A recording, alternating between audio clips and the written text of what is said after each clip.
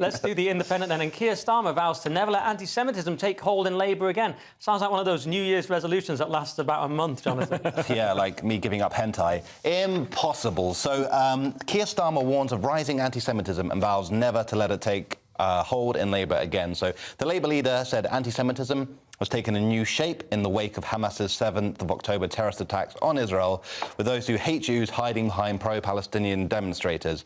I think that's a pretty fair assertion. I mean, obviously, not everyone who criticises Israel is anti-Semitic, but there does seem to be a lot of wacky opinions flying around some of those guys. So addressing the Jewish Labour movement, the JLM's conference on Sunday, Keir Starmer said, "Let me assure you, we will never let anti-Semitism sneak back into the Labour Party undercover."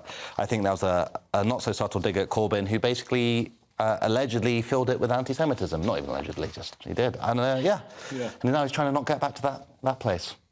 I mean, it's interesting that he says, you know, those who hate Jews hiding behind pro-Palestinian demonstrators. It's like they're not hiding behind them. They are those people. Because none of these people were demonstrating or shouting on social media when Hamas killed 1,200 Israelis. They weren't shouting and demonstrating on social media when Saudi Arabia was bombing Yemen. It's only ever when it's Israel that does something. And what's the one thing about Israel? Out of all the other countries in the Middle East, A lot of hotties. Yeah, I mean, that's not true. But what's the one thing about Israel? Out of all the countries in the Middle East that are, you know, Muslim and, you know, frequently, well, none of them are democracies apart from Israel, and, you know, they commit various human rights atrocities and go to war with each other all the time and bomb each other's cities.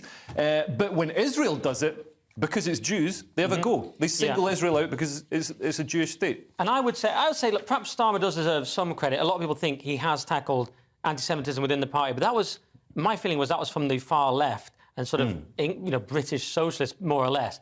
But has he? What's his policy on immigration? Because we have a lot of people in the country now who basically hate Jewish people because we've imported them in. So if it's a bit hypocritical to me, I hate to always go on about immigration, but if he doesn't have a policy on it, which I don't know what his policy is, then isn't it disingenuous? Hasn't he only done half the job at best?